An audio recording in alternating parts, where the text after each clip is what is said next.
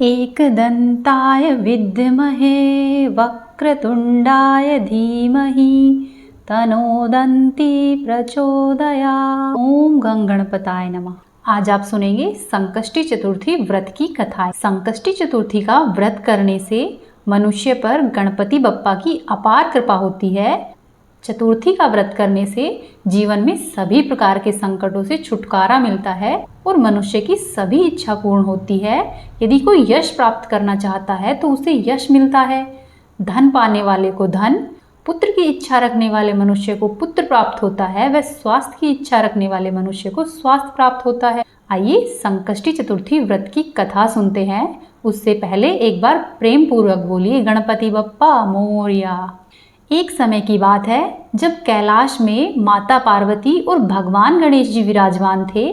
तभी 12 मास की गणेश चतुर्थी का प्रसंग चल रहा था। तब माता पार्वती ने कौतूहलवश ही भगवान गणेश जी से पूछा कि हे पुत्र, चैत्र माह के कृष्ण पक्ष की चतुर्थी को तुम्हारे किस स्वरूप की पूजा की जाती है और उसका विधान क्या है, मुझसे कहो। साथ ही मुझे इसकी व्रत कथा के बारे में भी बताओ। माता की जिज्ञासा को शांत करने के लिए भगवान गणेश जी ने कहा कि हे माता, चैत्र माह के कृष्ण पक्ष को आने वाली चतुर्थी को मेरे भालचंद्र स्वरूप की पूजा की जाती है। चतुर्थी के दिन पूरे दिन व्रत रखना चाहिए। वह रात्रि में षोडशोपचार से मेरा पूजन करना चाहिए। वह इस दिन व्रत रखने वाले को ब्राह्मण भोजन के बाद में पंचगव्य पान करके रहना चाहिए। इस प्रकार व्रत करने से मनुष्य के सभी संकटों का नाश होता है। वह व्रत के स्मरण मात्र से मनुष्य को सभी सिद्धियों की प्राप्ति सहज रूप से होती है। हे माता, यह व्रत मनोवांछित फल देने वाला है। अब आप इस व्रत से जुड़ी हुई कथा सुनिए। सतयुग में मकरध्वज नाम का एक राजा था। राजा मकरध्वज परम प्रजापालक था। उसके राज्य में सभी लोग सुखी और समृद्ध जीवन व्यतीत कर रहे थे।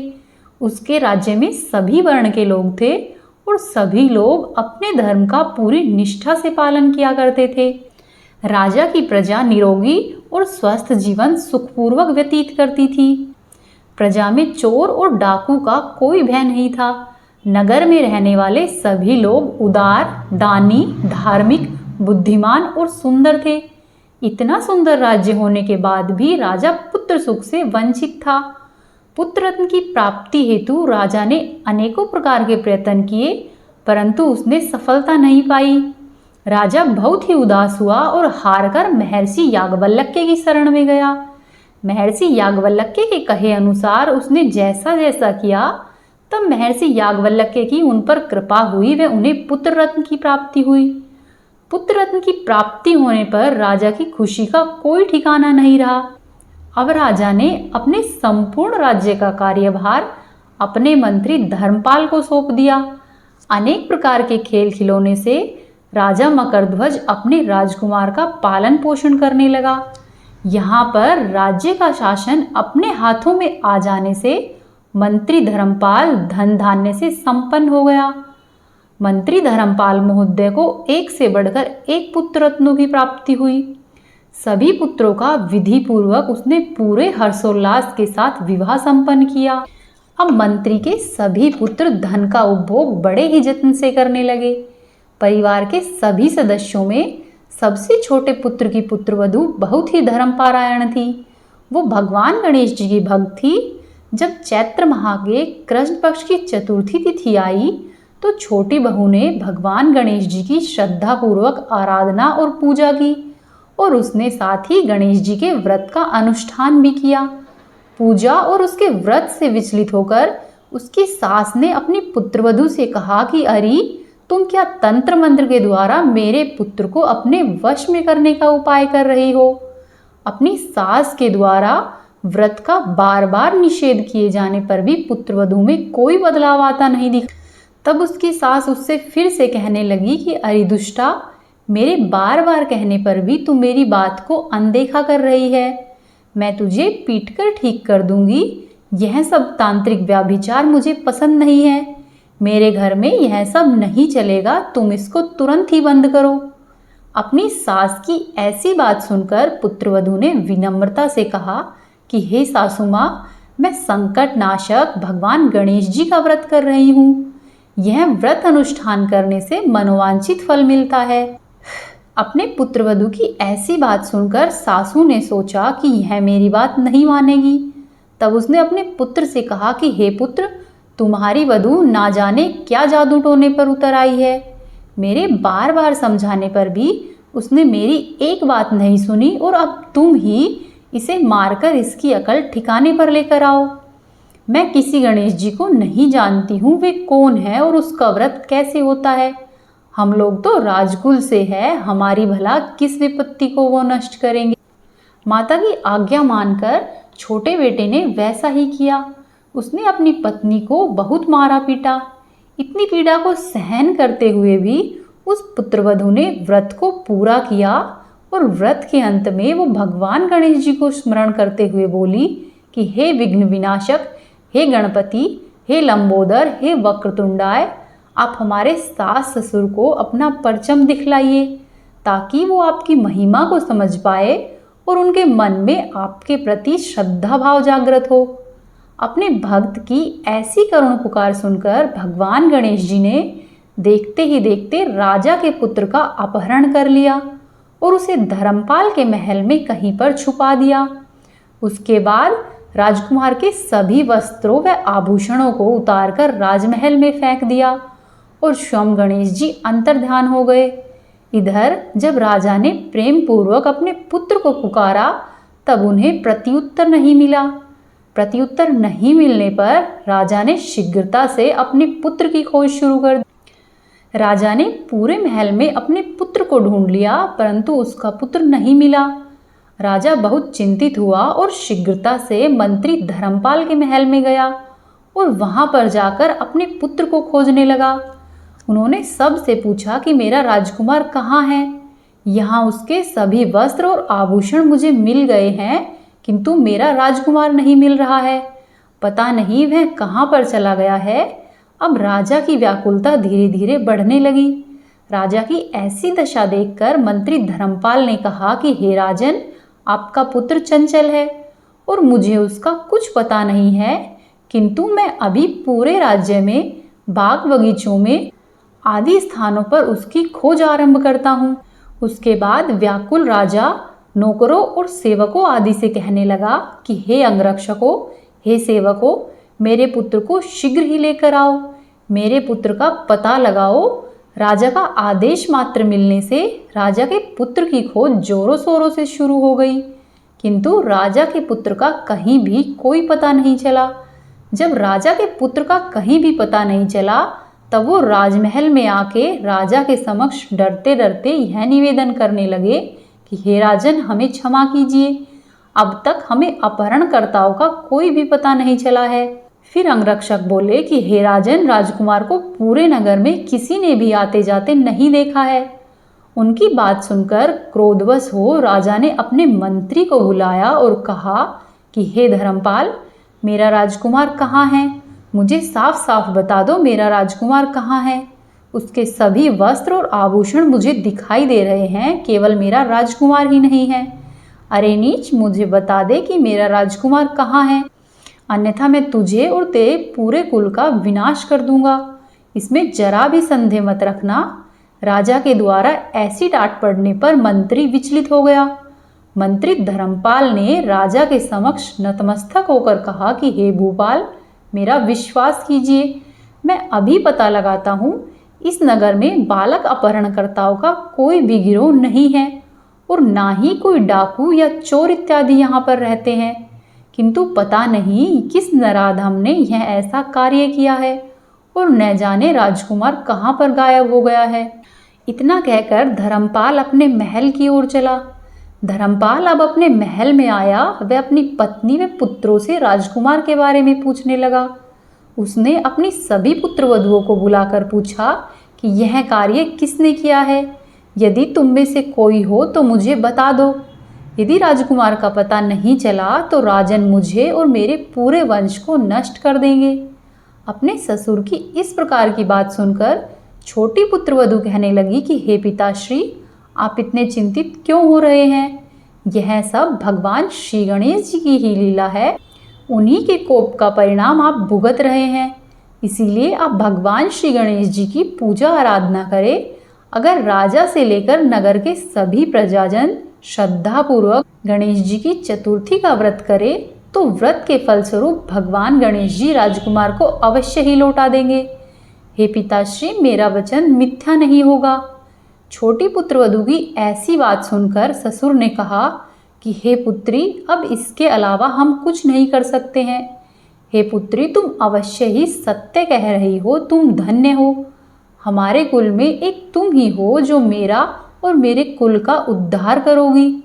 भगवान श्री गणेश जी की पूजा कैसे की जाती है, हे पुत्री, तुम मुझे विस्तार से बताओ। हे सुलक्षणी, मैं मंद बुद्धि होने के कारण भगवान गणेश जी के व्रत की महिमा को नहीं जानता हूँ। इसीलिए मुझ पर और मेरे परिवार को उनके किए गए अपराध की क्षमा देकर राजकुमार का पता लगवा दो। फिर छोटी पुत्रवधू ने सबको गणेश जी के व्रत व उनकी महिमा व पूजा विधि के बारे में बताया। तब सब लोगों ने भगवान श्री गणेश जी का कष्टनाशक चतुर्थी के व्रत का अनुष्ठान किया। राजा के सहित सभी नगर के लोगों ने गणेश जी को प्रसन्न करने के हेतु व्रत का अनुष्ठान पूरी श्रद्धा से किया। सभी के व्रत और अनुष्ठान के प्रभाव से गणेश जी प्रसन्न हो गए और देखते ही देखते सभी लोगों के सामने गणेश जी ने राजकुमार को प्रकट किया। राजकुमार को अपने सामने देखकर राजा के सहित नगर के सभी लोगों की खुशी का कोई ठिकाना नहीं रहा। वो बस राजकुमार को आश्चर्य से देखने लगे। राजा अपने पुत्र को पुनः प्राप्त करके खुशी से फूले नहीं समा रहा था। भगवान गणेश जी की लीला को देखकर वो सब नतमस्तक हो गए और कहने लगे कि भगवान गणेश जी, आप धन्य हो और धर्मपाल, तुम्हारी छोटी पुत्रवधू भी धन्य है, जिसकी कृपा से आज मेरा पुत्र यमराज के यहाँ जाकर भी वापस लौट आया है।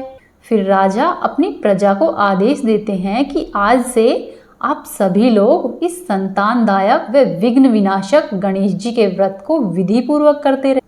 ऐसा कहकर राजा अपने महल को चले व सभी प्रजा अपने घर को चली। फिर छोटी बहू भी अपने घर को चली व अब उसे कोई भी गणेश जी के पूजन या फिर व्रत या अनुष्ठान के लिए नहीं रोकता था। फिर गणेश जी बोले कि हे माता, व्रत से बढ़कर इस लोक तथा अन्य लोक में कोई भी व्रत नहीं है। इस कथा का श्रवण युधिष्ठिर ने भगवान श्री कृष्ण से सुना था और इसी चैत्र माह के कृष्ण पक्ष को चतुर्थी को व्रत करके उन्होंने अपने खोए हुए राज्य को फिर से प्राप्त किया था। बोले गणेश जी महाराज की जय। अब आप सुनिए गणेश चौथ के दिन चौथ माता की कहानी। किसी नगर में एक सेठ और सेठानी रहते थे। सेठ सेठानी के बेटा बहू भी थे। उसकी बहू सबको भोजन करा के फिर स्वयं भोजन ग्रहण करती थी। उसकी एक पड़ोसन ऐसी भी थी जो कि रोज पूछती कि बहू, आज तुमने क्या खाना बनाया और क्या खाया है। तब बहू उसको खाने का बताती व साथ ही कहती कि मैंने ठंडोबासी खाया है। एक दिन उसके पति ने ऐसा सुना तो उसने विचार किया कि क्यों न आज पकवान बनाए जाए और फिर देखे कि मेरी पत्नी क्या कहती है। उसने कहकर तरह तरह के पकवान बनाए और घर के सभी लोगों ने एक साथ बैठकर भोजन ग्रहण किया। आज भी जब उसकी पड़ोसन ने पूछा तो बहू ने कहा कि मैंने ठंडोबासी खाया है। सेठ के लड़के ने सोचा कि हो न हो कोई तो बात अवश्य ही है जिससे कि मेरी पत्नी ऐसा कहा करती है। उसने पत्नी से पूछा कि तुम रोजाना ठंडी बासी खाया ऐसा क्यों कहती हो, जबकि हम सब ने एक साथ बैठकर कई तरह के गरम पकवान खाए हैं। तब उसकी पत्नी बोली कि आप जो खा रहे हैं वह तो बाप दादा की कमाई है और जिस दिन आप कमा कर लाओगे उस दिन मैं समझूंगी कि हम ताज़ा भोजन कर रहे हैं। लड़के को अपनी पत्नी की बात सही लगी और उस लड़के ने अगले दिन अपनी माँ से कहा कि माँ, मैं एक बड़े शहर में कमाई करने जा रहा हूँ। तब माँ बोली कि बेटा, अपने पास इतना धन है कि खाया नहीं खूटेगा, तुम पूरी जिंदगी बैठकर खा लोगे तो भी खत्म नहीं होगा।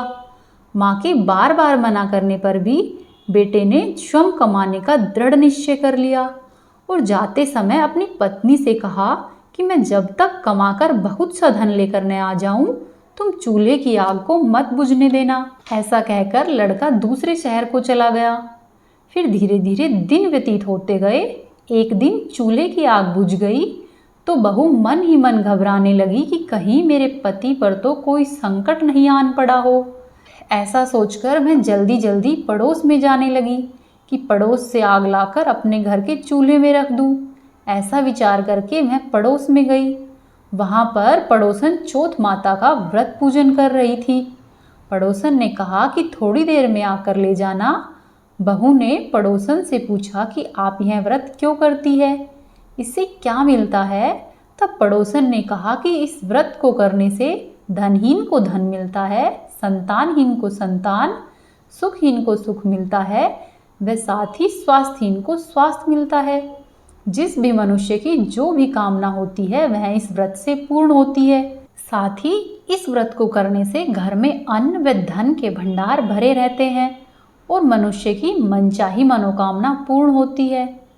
अब बहू ने भी उससे चौथ व्रत की पूरी विधि जानी और फिर घर आकर वह भी चौथ माता का व्रत करने लगी। दीवार पर उसने चौथ माता बनाई। उस दिन घी व गुड़ का चूरमा बनाकर रात्रि को चंद्रमा को अर्घ्य दिया व फिर भोजन करने लगी। ऐसा करते करते बहुत से चौथ के व्रत हो गए और वह चौथ माता से अपने पति के मिलने की आस रखने लगी। फिर चौथ माता उसकी पूजा से प्रसन्न हुई व चौथ माता ने उस बहू के पति को सपने में दर्शन दिया और कहा कि साहूकार का बेटा तू जाग रहा है कि सो रहा है। तब लड़के ने बोला कि माँ कुछ जाग रहा हूँ और कुछ सो रहा हूँ। तब चौथ माता बोली कि तेरी पत्नी तुझे बहुत याद कर रही है, घर जाकर उसकी चिंता दूर कर। तब लड़के ने बोला कि लेकिन माँ यहाँ तो मेरे काम का बहुत सा उधार पड़ा है और यहाँ पर मेरा बहुत काम बाकी है, मैं कैसे जाऊँ। तब चौथ माता ने बोला कि कल सुबह जब तू दुकान खोलकर बैठेगा तो तेरा सारा हिसाब किताब चुकता हो जाएगा और तेरा जितना भी माल है वह सब बिक जाएगा। इस तरह से लड़के से कहकर चौथ माता अंतर्धान हो गई। अगले दिन जैसा चौथ माता ने कहा था लड़के ने वैसा ही किया और उसके साथ वैसा ही हुआ। फिर उसने सभी धन अपने साथ लेकर बैलगाड़ी में रखा और घर जाने की तैयारी करने लगा। फिर जब वह जंगल के रास्ते से जा रहा था तो वहाँ पर उसे एक बड़ा सा काला नाग मिला। काला नाग फन फैलाए बैठा हुआ था और कहने लगा कि आज तो मैं तुझे डसूंगा, छोड़ूंगा नहीं, आज तेरी आयु पूरी हो गई है। फिर सेठ के लड़के ने कहा कि आज चौथ माता ने मुझे सपने में दर्शन दिया है तो मैं अपनी पत्नी से मिलने के लिए घर पर जा रहा हूँ। वहाँ पर मेरी पत्नी मेरी बहुत चिंता कर रही है, मैं उससे मिलकर जरूर आऊँगा, तब तुम मुझे डस लेना। नाग ने कहा कि यदि तुम शपथ खाओ तो मैं तुम्हें जाने दूंगा, परंतु यदि तुम लौटकर नहीं आए तो मैं तुम्हारे घर पर आकर तुम्हें डस लूँगा। इस प्रकार से सांप को वचन देकर वह लड़का अपने घर पहुँच गया। वहाँ पर वह सभी से हंसी खुशी मिला और भोजन करने के बाद उदास होकर बैठ गया। उसकी पत्नी ने जब उदास होने का कारण पूछा तो पति ने काले नाग वाली सभी बातें उससे कह सुनाई। उसने कहा कि यदि मैं उसके पास नहीं जाऊंगा तो वह घर पर आएगा और यहीं आकर मुझे डस लेगा। उसकी पत्नी बहुत चतुर थी। उसने कहा कि आप घबराओ नहीं, लेट जाओ, मैं एक उपाय करती हूँ। लड़के की पत्नी ने कमरे में 7 सीढ़ियाँ धोई। पहली सीढ़ी पर रेत लगाया, दूसरी पर इत्र, तीसरी पर गुलाब फूल व चौथी सीढ़ी पर कंकु केशर बिछाया, 5वीं पर लड्डू पेड़ा रखे व 6वीं पर गद्दी व गलीचे बिछवाए और 7वीं पैड़ी पर दूध का कटोरा भरकर रख दिया। इस प्रकार से वह 7 पैड़ी सजाकर बैठ गई। आधी रात हुई तब नाग आया और आकर पैड़ी चढ़ने लगा। पहली पैड़ी पर रेत में लौट गया और कहने लगा कि सेठ की बहू ने तो बहुत ही आराम दिया है, परंतु वचनों से बंध कर आया हूँ, इसीलिए लड़के को अवश्य ही डसूंगा। इस प्रकार वह दूसरी पैड़ी पर गया तो इत्र से बहुत प्रसन्न हुआ। तीसरी पर उसने गुलाल व फूल पाए, चौथी पर कंकु केशर व 5वीं पैड़ी पर लड्डू पेड़ा मिले और 6ठी पैड़ी पर गद्दी गलीचे पिले तो उन पर बहुत आराम किया और 7वीं पैड़ी पर दूध का कटोरा था, उसने दूध पिया और बहुत ही प्रसन्न हुआ। परंतु फिर वह कहता गया कि डसूंगा तो जरूर, मैं तो वचन से बंधा हूँ। फिर जैसे ही वह कमरे में जाने वाला था, तभी चौथ माता ने विचार किया कि यदि मैं इसे नहीं बचाऊंगी तो संसार में धर्म कर्म और व्रत पूजन को कौन मानेगा। अब तो गणेश जी, चंद्रमा जी और चौथ माता सबने लड़के को बचाने का निश्चय किया। चंद्रमा जी ने उजाला किया, चौथ माता ढाल बनी और गणेश जी ने तलवार लेकर नाग को मार दिया और ढाल से ढक दिया। फिर बहू भी थकी हारी सो गई। अगले दिन जब सुबह हुई तो सब लोग बेटे से मिलने के लिए आए, परंतु बेटा बहू तो अब तक उठे ही नहीं थे। बहुत देर हो गई तो सेठानी उन्हें उठाने के लिए आई। माँ ने सातों पैड़ियों पर जो कुछ देखा वह देखकर बहुत ही घबरा गई और उसने बेटा व बहू को आवाज लगाई। बेटा बहू उठे तो देखा कि एक ढाल और तलवार वहां पर पड़ी हुई है। जब बहू ने ढाल उठाई तो देखा कि वहां पर काला नाग मरा पड़ा है। बेटे बहू ने सोचा कि आज तो अवश्य ही धर्म कर्म हमारे आड़े आया है, जो कि भगवान श्री गणेश जी और चौथ माता ने हमारी रक्षा की है। ऐसा कहकर बेटे बहू ने सारी बात अपनी माँ को बताई। वे सभी लोग मिलकर गणेश जी व चौथ माता के जयकारा करने लगे। हे चौथ माता, हे गणेश जी, जैसी आपने सेठ के बेटे बहू की रक्षा की है वैसे ही हम सभी की करिए। बोलो चौथ माता की जय, बोलो गणेश जी महाराज की जय।